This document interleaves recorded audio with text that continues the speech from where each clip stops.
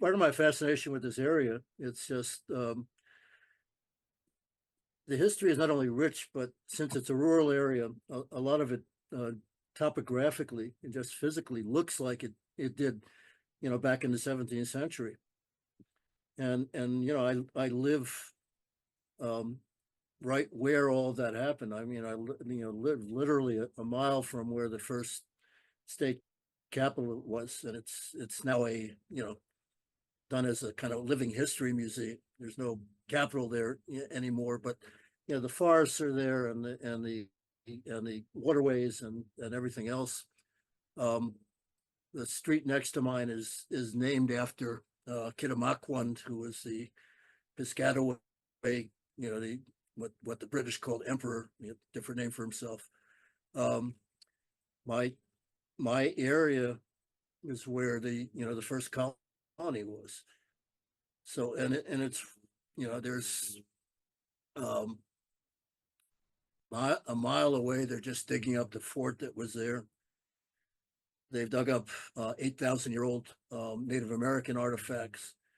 There's the remnants of a slave cabin of a family of enslaved people who went to fight with the British in the War of 1812, which was another book. So this area um, has all the elements of American history. I mean, there's um, the British colonization in 1634. There's the fact of the conflict with the Native Americans that lived here. There's the issue of slavery. There's the idea of the Wesorts, which is a particular Maryland, particularly Southern Maryland ethnic group. These are folks who are descended from um,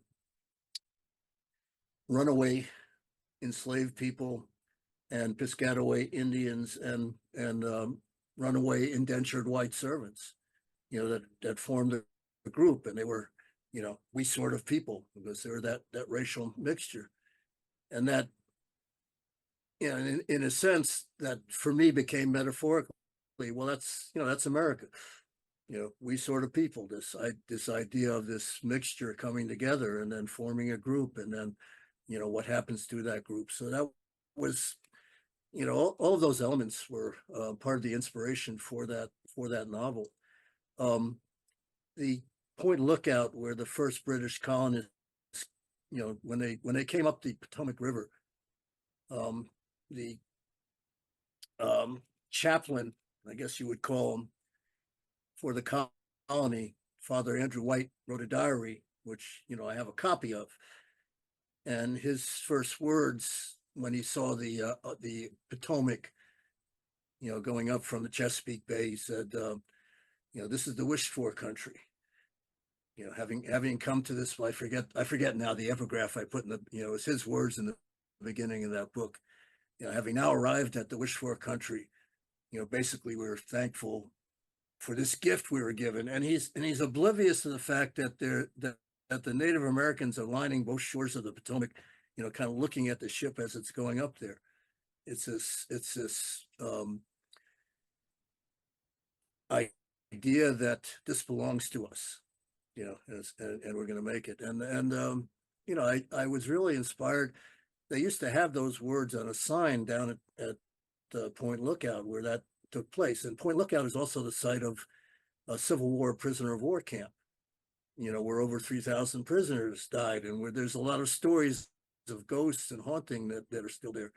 So it's just this crazy mixture of histories, all coming together. And as a novelist, hell, uh, what a gift! I can say what's most important to me about that um, was bringing in the stories of the relationships with the Vietnamese in particular, and and dealing with that, and with the way that the way that war has tragically um, echoed, resonated into the later wars that we've had in Iraq and Afghanistan. the little learning that's been done. And it's always been important to me in my writing, particularly since I started meeting Vietnamese from the other side. But I mean, from the beginning with Lost Armies and with Prisoners, before I even started meeting folks from the other side, what I really felt was lacking in most American fiction about the war and most American film about the war, what was the Vietnamese. They were treated essentially as a backdrop, as a Vietnam was a place where American characters went through a metamorphosis into becoming whatever they became, and in a very dark and tragic way that reflected pretty much the attitude of the war itself. The Vietnam was a place where we played out our vision of the way things should be at the expense of the Vietnamese. So when I first started meeting Vietnamese and reading their stories, particular, and getting their, I mean, it was like it reinforced that need for me, but it also was transformative, and I wanted to get some of that into the stories, particularly the stories I started writing in the '90s, and the 2000s. And then the other big factor, in the stories that I wrote, that you have echoes of Iraq and Afghanistan wars.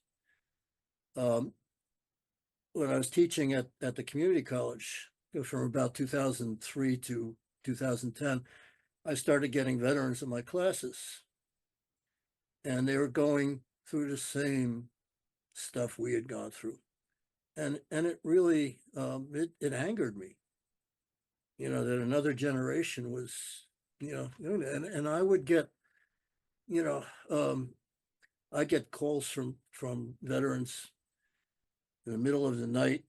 I had one guy who had a pistol to his head when he called me. Well, we lost a few of them to suicide.